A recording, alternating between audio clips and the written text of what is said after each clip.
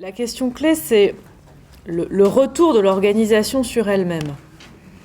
Et ça me permettra de réagir à une partie de ce qu'a dit Yves Clos. C'est-à-dire, on est dans une dynamique positive, dans une rupture, si les acteurs en interne s'arrêtent ou s'interrompent pour réfléchir à ce qu'ils font. Est-ce que c'est bien ou pas bien? Et en fonction dans un espace de liberté qu'on recrée, qui n'est pas facile à recréer avec la question de la subordination, on veut bien questionner de façon libre ce que l'organisation produit au quotidien. Alors effectivement, dans le champ de la santé, ça mène assez vite à la question de l'interrogation par les soignants de ce qu'ils font, et aussi l'interrogation par les patients et par les familles.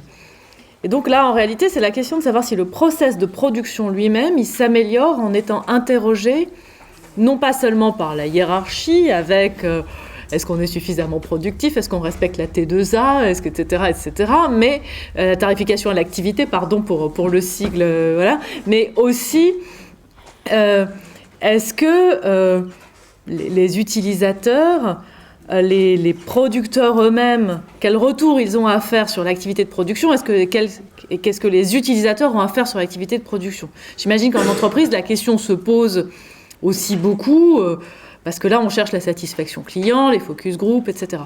Donc ça ramène à la question que vous posiez et à la question du dialogue social. Alors là, je suis clairement plus du tout dans mon champ de compétences administratif, avec la négociation autour de la modernisation du dialogue social. Au moins la question de savoir si le dialogue social discute de questions périphériques, c'est la question que vous posez, ou discute de questions centrales.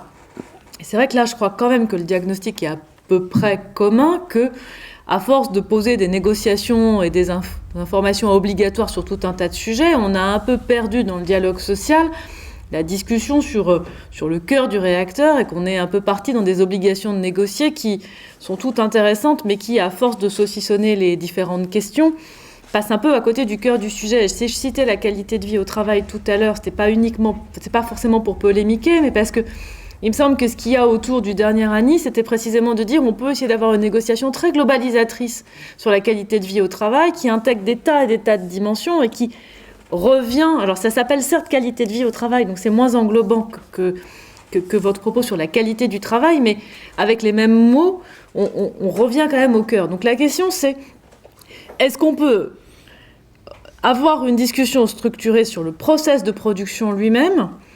C'est vraiment aussi une question du rôle des DRH versus du management, versus les directeurs de production quand cette fonction existe encore. C'est où se fait la discussion sur le contenu de ce qu'on fait. Alors là, je rejoins assez largement ce qui a été dit par Yves Clos. Oui, je pense qu'une discussion structurée qui associe non seulement la hiérarchie et les salariés, mais qui peut appeler les tiers, en particulier quand on est dans un service public, alors c'est quand même un peu différent. Enfin, je ne sais pas si on pense le modèle exactement de la même manière quand on est dans la production d'un bien essentiel comme la santé, ou quand on est dans la production de biens de consommation, mais après tout, peut-être que les deux se répondent. Oui, cette interrogation structurée qui peut mener éventuellement à une rupture, que la rupture soit originée par la personne qui est en bout de chaîne de production, d'une certaine manière, qui est celle qui récupère la production, ou qu'elle soit par ceux qui produisent, ça peut probablement avoir du sens. Après, ça nous ramène quand même à la question de savoir... Je pense que ça devient assez vite une question d'organisation.